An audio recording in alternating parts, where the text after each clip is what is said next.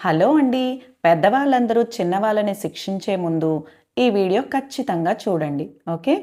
అహింసకున్నటువంటి శక్తి ఎట్లాంటిదో గాంధీజీ గారి కథలో తెలుసుకున్నాం కదా. అటువంటి కథే ఈనాటి మన కథల్లో తెలుసుకుందాం. ఒక చిన్న ఊరిలో ఒక ధనిక వ్యాపారి తన కుమారుడితో కలిసి జీవించేవాడు. ఆ తండ్రి చాలా మంచివాడు, నిజాయితీ గలవాడు. తన కొడుకును కూడా మంచి మనిషిగా పెంచాలని ఎప్పుడూ కోరుకునేవాడంట. ఒకరోజు వాళ్ళిద్దరూ కారులో పక్క ఊరికి ఒక సమావేశానికి వెళ్లారు. తండ్రి తన కొడుకుతో, బాబు, ఈ కారును గ్యారేజ్లో సర్వీస్కు ఇచ్చి సాయంత్రం నన్ను తీసుకువెళ్ళటానికి రా అని చెప్పారంట. ఆ అబ్బాయి సరే నాన్నగారు అని చెప్పి కారుని తీసుకుని అక్కడి నుంచి వెళ్ళిపోయాడంట. కానీ గ్యారేజ్లో కారు ఇచ్చిన తర్వాత ఇంకా కొంచెం టైం ఉంది కదా, ఒక సినిమా చూసి వస్తానని అనుకున్నాడంట. అలా సినిమా హాల్లోకి వెళ్ళి సినిమాలో పూర్తిగా మునిగిపోయి సమయం ఎలా గడిచిపోయిందో కూడా తెలియలేదు.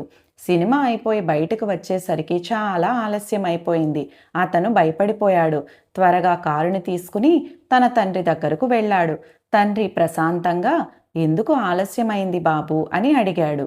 కొడుకు నిజం చెప్పటానికి భయపడి, నాన్నగారు, గ్యారేజ్ వాళ్ళు కారు సరిచేయటానికి చాలా టైం తీసుకున్నారు అని అబద్ధం చెప్పాడంట. ఆ మాట విన్న తండ్రి కొద్దిసేపు నిశ్శబ్దంగా నిలబడి తర్వాత మెల్లగా, బాబు, నేను ముందే గ్యారేజ్కి ఫోన్ చేశాను, కారు చాలా ముందే సిద్ధమైందని వాళ్ళు చెప్పారు అని చెప్పారంట. ఆ మాట విన్న వెంటనే కొడుకు తల వంచుకున్నాడు. తండ్రి కోపంగా అరుస్తాడని, కొడతాడని అనుకున్నాడు.